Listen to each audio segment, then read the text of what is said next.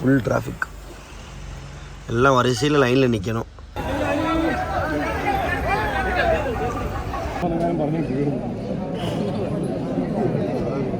எத்தனையோ ஆண்டுகள் வந்திருக்கேன்.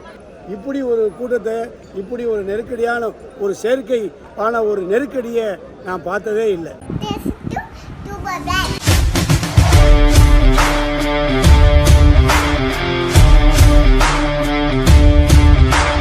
ஹலோ கைஸ், எல்லாமே எப்படி இருக்கீங்க? ரொம்ப ரொம்ப நல்லா இருக்கீங்க. நீங்கள் எல்லாருமே நல்லா இருப்பீங்க அப்படின்னு நினைக்கிறேன். போன வீடியோ பார்த்துருந்தீங்கன்னா நம்ம வந்து பாலக்காட்லேருந்து இப்போ வந்து எருமேலியில் வந்து நம்ம தங்கியிருந்தோம். ஸோ வந்து எருமேலியில் வந்து பிளாக் பண்ணியிருந்தாங்க. இந்த வண்டியுமே போக முடியாது, கூட்டம் ரொம்ப ஜாஸ்தியாக இருக்குது அப்படின்னால இப்போது வந்து we are starting from Erumeli to Pamba. Block இருக்கா இல்லையா எதுவுமே தெரியல. காலைல 4:30 மணிக்கு கிளம்பிட்டோம். ஸோ எங்கள் கூட சேர்ந்து வாங்க இந்த ஸ்பிரிச்சுவல் பயணத்துக்கு. ஓகேவா, போய் என்ன அப்டேட் இருக்குன்னு எல்லாமே உங்களுக்கு சொல்கிறேன். ரொம்ப ரொம்ப கூட்டமாக இருக்குது சபரிமலையில்.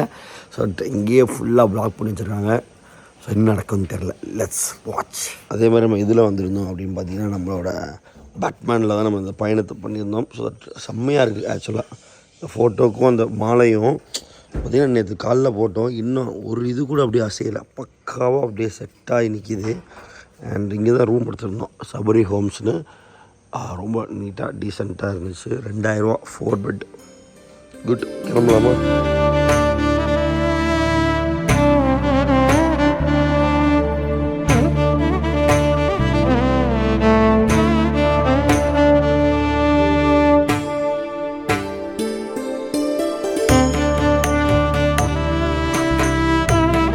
மக்களே, 7 கிலோமீட்டர் இருக்குது நிலக்கலுக்கு. 7 கிலோமீட்டருக்கு சிவப்பை பார்த்து மாட்டுங்க. அரை மணி நேரம் காமிக்குது. Full traffic. எல்லாம் வரிசையில் லைனில் நிற்கணும். ஏறிக்கிட்டு போனால் பிரச்சனை.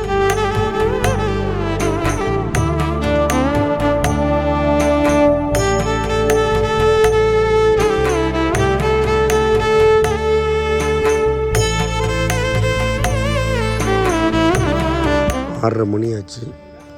Full traffic. கிட்டத்தட்ட 4:30 மணிக்கு கிளம்புனோம் எருமேலிலேருந்து. 2.5 மணி நேரம் ஆச்சு. 2 மணி நேரம் ஆச்சு. ஸ்டில் நாங்கள் போய் நிலக்கல்ல சேரலாம். அவ்வளோ டிராஃபிக். என்னப்பா எப்படி போகுது நம்ம சபரிமலை பயணம்? இப்படியெல்லாம் ஒரு அனுபவத்தை அனுபவிக்கல. எதுவுமே ஈஸியாக கிடச்சிட்டா அந்த பொருளுக்கு வந்து மதிப்பு இல்லாமல் போயிடும்.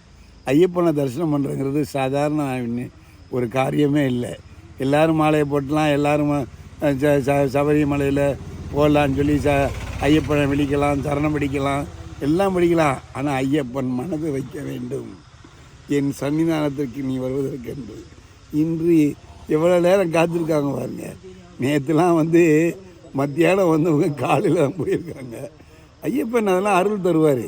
அதனால் எல்லா நேரமும் நம்ம வந்து குடும்பம் அதுன்னு இல்லாமல் இருக்கிறதுக்காக ஐயப்பன் நினைக்கிறாரு, ஒரு 24 மணி நேரமாவது என்னுடைய சிந்தனையில் இருடா மகனே அப்படின்னு சொல்கிறாரு ஐயப்பன். அதுக்கு ஒரு சந்தர்ப்பத்தை கொடுக்கணும்னா நீ விறுவிறுன்னு போட்டால் பாட்டை போட்டு போயிடுவேன். ஐயப்பன் நினைப்பியா? நினைக்க மாட்டோம்ல. அதானே உண்மை. இப்போ என்ன செய்வான்? ஐயப்பா சீக்கிரம் தரிசனம் கூட, ஐயப்பா ஐயப்பா நெய்ய விஷய பிரியனே அப்படின்னு நினச்சிடுவோம். ஐயப்பனை நினச்சிக்கிட்டே இருக்கிறனால அவன் மனசு சுத்தமாகுது. நம்ம கர்மா வெளியே போய்கிட்டே இருக்குது. மூச்சை கவனிக்கிறான். மூச்சு யார் ஒருத்தன் கவனிச்சிக்கிட்டே இருக்கானோ அவனுக்கு கர்மா வெளியே போயிடும். அப்போ அதனால தான் ஐயப்பன் என்ன செய்கிறாரு, இப்போ நம்ம கர்மாக்கள் எல்லாம் வெளியேற்றுறதுக்காக இவ்வளோ நேரம் நம்மளை காக்க வச்சுக்கிறாரு. சாமியே சரணையப்பா. நல்லா ஜம்முன்னு படுத்து தூங்கிட்டு கதையை மட்டும் வடன்னு அடிக்கிறது. நல்லா நெக்பில்லோ பின்னாடி காலை நீட்டிக்கிட்டு நாங்களும் நந்தவன் தான் மாற்றி வண்டி இன்ச்சாக நகர்த்திக்கிட்டு இருக்கோம். மாமா டைலாகுக்கு மட்டும் குறைச்சலே இல்லை. எல்லாம் என்னென்னமோ பேசுகிறாரு. எல்லாம் ஓகே. அவர் பாட்டு கால் நீட்டி படுத்து தானே பேசுகிறாரு. இன்ச்சாக வண்டி ஓட்டுறது யார்? இல்லைங்க, எடுக்கட்டும்.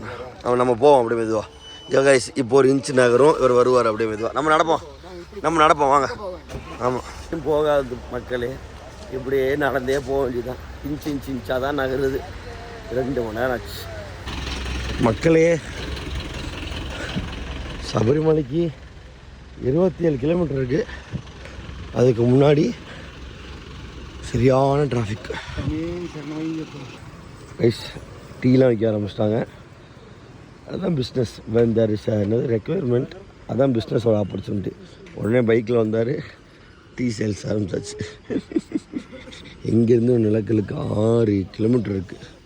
யாரும் ஓவர்டேக் பண்ணி போகாதீங்க மக்கள். இந்த மாதிரி நேரத்தில் எங்கே போக போகிறீங்க? ஓவர்டேக் பண்ணி எங்கேயும் போக முடியாது. ஆப்போசிட்டில் வண்டி வந்தாலும் போக முடியாது. மக்களே, ஐயப்பனை பார்க்கவே கஷ்டமாக இருக்கு. ஐயப்ப மக்களே 7 மணி ஆச்சு மக்களே. 2.5 மணி நேரம் ஆச்சு. நிலக்கல்ல இருந்து இல்லை, எருமையிலேருந்து நிலக்கல் வர்றதுக்கு இன்னும் 6 கிலோமீட்டர், 5.5 கிலோமீட்டர். இன்ச் பை இன்ச்சாக நகருது. இங்கே போய் இப்போ சேருவோன்னு தெரியல மக்களே. ஃபைனலாக நிலக்கல்லுக்கு இன்னும் 3 கிலோமீட்டருக்கு பக்கத்தில் டிராஃபிக் கிளியராக இருக்குது. இங்கேருந்து லெஃப்ட் எடுக்கணும். எவ்வளோ போலீஸ் வண்டி மாற்றி அனுப்புகிறாங்கப்பா, இந்த பக்கம் இந்த பக்கம்னு.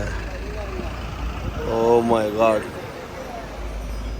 எலக்ட்ரிக் வண்டிக்கு பாருங்க, இவி ஸ்டேஷனு. அப்பா 5 மணிக்கு வந்தோம், 2.5 மணி நேரம் டிராஃபிக்கில் இருக்கோம்.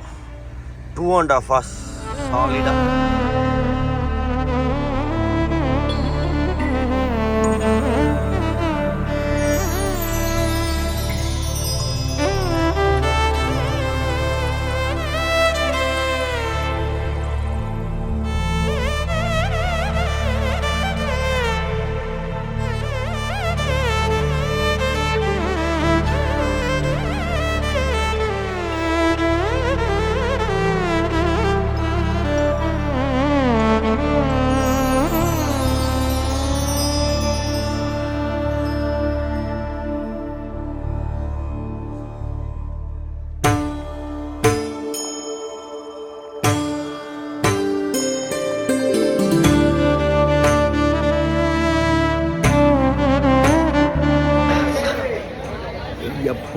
ஐயப்போ சுவாமி சாமி சரணம். பம்பையில் குளிச்சுட்டு லைனில் போய் நிற்க போகிறோம்.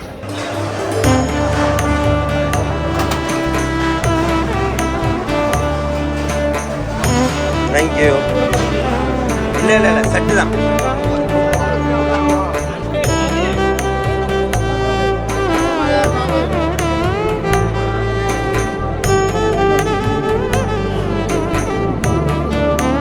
Ice heavy crowd. பம்பைக்கு பக்கத்திலே 2 மணி நேரமாக நிற்கிறோம்.